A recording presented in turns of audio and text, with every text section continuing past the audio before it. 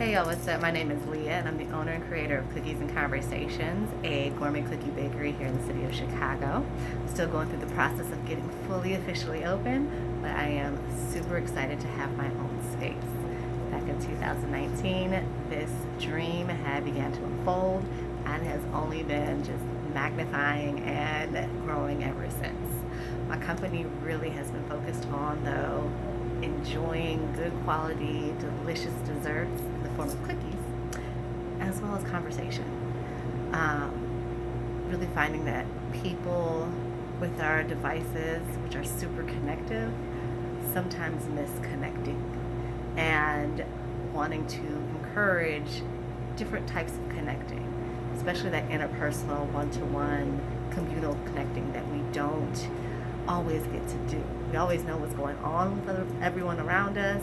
We tend to have an idea of what's happening, but sometimes we're more invested of what's happening on little screens than we are in actually living presently in the moment.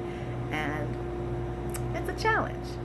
And sometimes it's scary. So created little cookie kits and conversation cards to go with my cookies so that little icebreakers, have a conversation with someone. Be it 5 minutes of your time, be it an hour, but just having that time to actually just engage in a way that kind of reminds us of how we used to prior to having access to all this wonderful technology. So anyway, this is not exactly what I came on here to talk about. I came on here to talk about my new passion project, which is something that I've been thinking about and mulling about for forever. One of my dreams has always been to connect my love of food and dessert with travel. I started baking with my grandpa when I was little. That's where that spark and that urge of creation and the chemistry and the exactness of being a pastry chef came from. Loving that ingredient and touch time, though. Time where we spent going through the motions, and what came out was something absolutely beautiful that we were able to share with others and consume ourselves. It was love. It really, really felt like love. And that part, mixed with travel, has also opened to my eyes to the point that doesn't matter where you travel, you may not even speak the language. You can taste the love in something. You can taste when someone has shared something that they've prepared, and it has huge, huge, huge impacts on how you feel and how you experience that food, and what you can read and reach and understand on very, very, very deep psychological levels about who they are, what they're doing, and how they're choosing to welcome and share with you.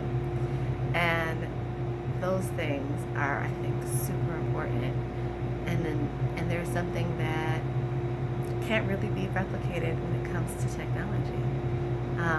Being present in the moment, there are ways we can feel connected, but sometimes you really can't get that over a screen. Even in those immersive experiences, there is something very, very unique, very special about the way that food communicates on unspoken levels between individuals. And I want to focus on that. And I also really want to focus on the individuals in the history of food that have been overlooked. And it's important.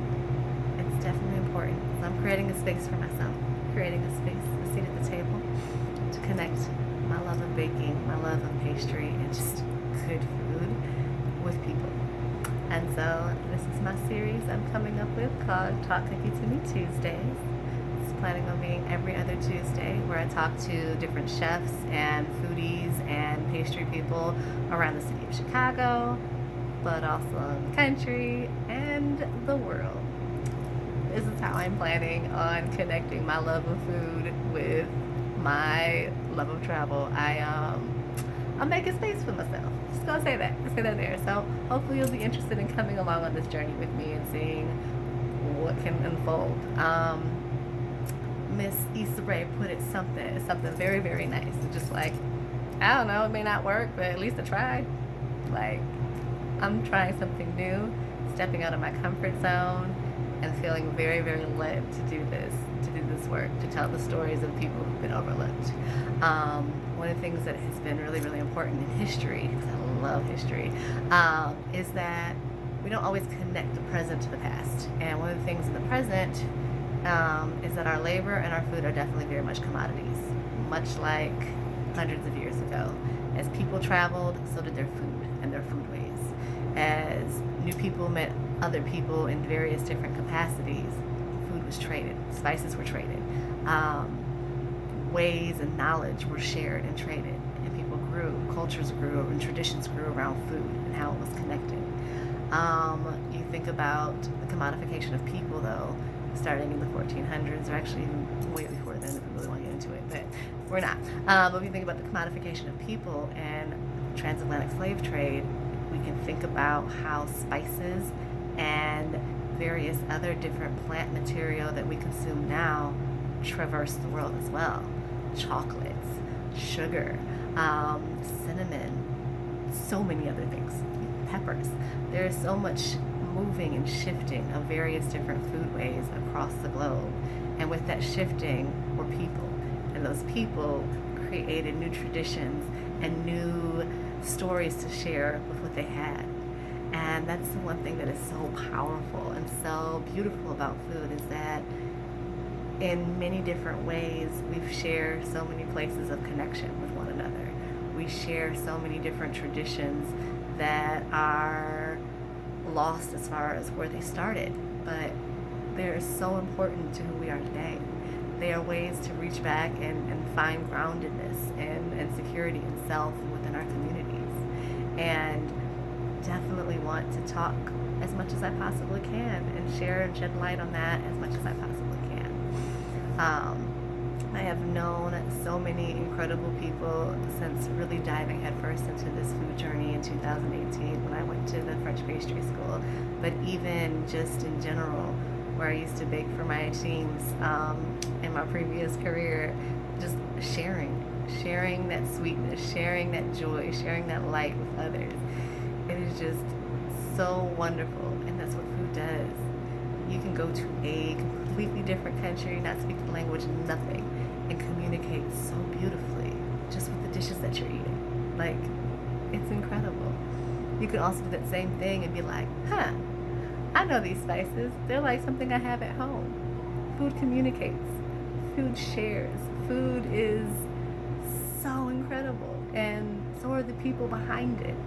How people have found their way back to food, how people have found their way into different spaces and created new opportunities for themselves using dessert, using pastry, using their know-how and knowledge in these two hands of theirs, their minds, their physical bodies at times. Like, we are so indebted to how food is hugely responsible for us being here in so many different ways. And I think it's definitely a good time to start thinking about how we and the foods that we eat can be more mindful about ourselves and the foods that we eat. How do we take a beat and a moment in time to actually just really enjoy the present moment?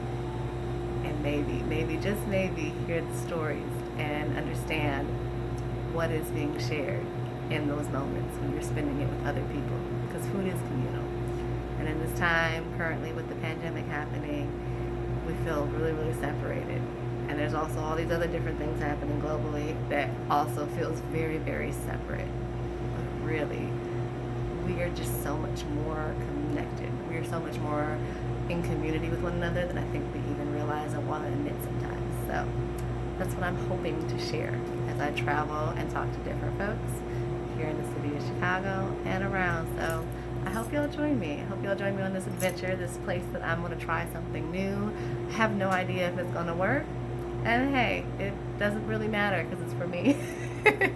But hopefully this thing that I'm doing for me is also something that you enjoy and something that you can learn about or just feel excited about as you hear different stories of different people as they experience food and how food has impacted them. So Anyway, I thank y'all for your time. Thank you for taking a listen and have a fabulous, fabulous day. Bye.